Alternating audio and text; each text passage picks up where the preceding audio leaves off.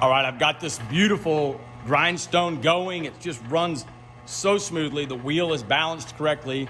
I picked out this axe head because it is got some nicks on the blade's edge, if you will. And I'm gonna see if we can't sort these out and sharpen this head up. Now, this particular stone is a very smooth stone. It's very fine, so it's really geared more towards probably finishing, and it'll be interesting to see what happens with this axe. Now I'm going to turn the water on and get that going. So we can't make a few splashes there, and you can see how that just coats the grindstone, and that keeps the wheel and the axe head smooth. Now, some people use it going this way, some people use it going the other way. You do it how you want. I'm gonna do it like this. I love the way that sounds. The minute that metal hits the stone, I immediately got a smile on my face, because just the noise that makes as it just glides across the metal is just beautiful. You can see the water on the edge of the axe, so it's doing its job there. And I was right, this is a lot more of a finishing type stone than it is a rough grinding stone, but we'll see what happens here. We'll give it a go.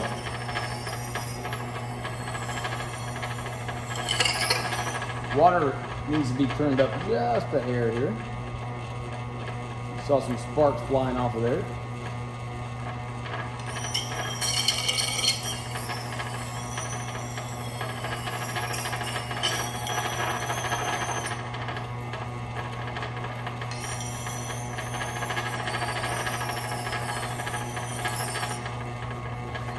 So you can see that it's starting to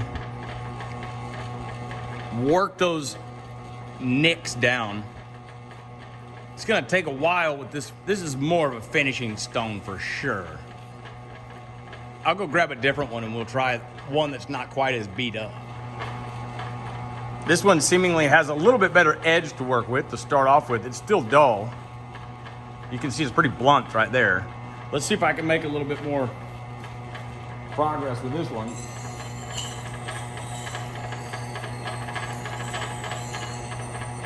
There's something very therapeutic about this. The machine, if you will, does not make a lot of noise. You just hear the hum of the electric motor going. There's something about that I'm attracted to. That's doing pretty good.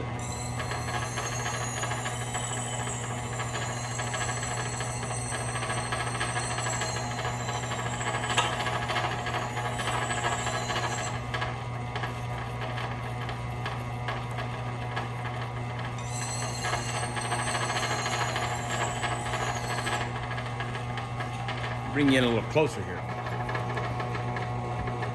If anything, just listen to how romantic almost the way that this sounds the minute that metal hits the stone. To me, it sounds like it's meant to be there. And that's important. It's like the two of them are coming together as one.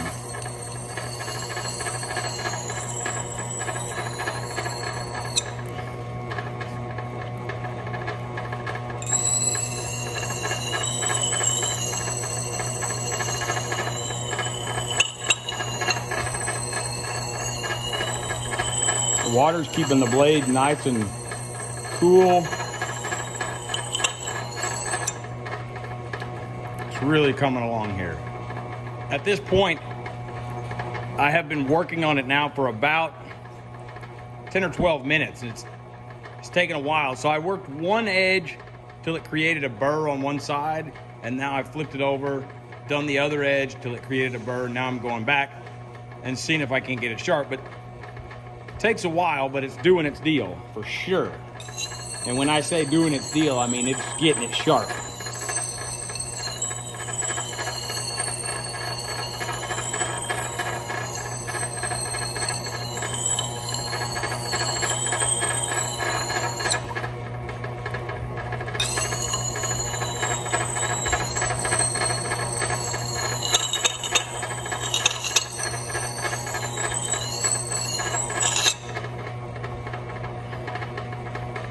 getting pretty sharp. Thought we could go over some of the things that I absolutely love about this grindstone. Starting from the top, this is just a piece of pipe that somebody has welded a bottom on. And what I love about this is that there's these old antique brass ball valves that control the flow of the water going down to the grinding wheel ultimately. These are super duper cool and they spin just so eloquently, and I just love that. This wheel right here, it's got the nice kind of V-curved split splines to it, if you will, the backbone. This is ultra cool. This bearing and this bearing are on a T-slot so that you can slide them forward and backwards based off the size diameter of the wheel that you're using, right? So that's ultra cool. There's these rubber stoppers, if you will, that if you pull them out, and in the top of this bearing cap, there's a little piece of cotton rag, and this is where you would oil the bearings so that the shaft, nicely done there, Andrew, so that the shaft gets lubrication during its usage. Of course, I love the overall aesthetics of this design with the big swooping front side there and the straight-legged back side. It's all cast. Super fun. This is obviously a piece of all thread that is a lot newer than the actual grinder itself. This motor, the electric motor's unique in that it's very, very old school and open air, open framed, if you will, to keep the motor cool, with that being of the utmost importance. With electric motors, you don't want them to overheat. So it's just a great piece. It's an overall great piece. It looks great. It performs wonderfully and will make a great addition to anyone's shop.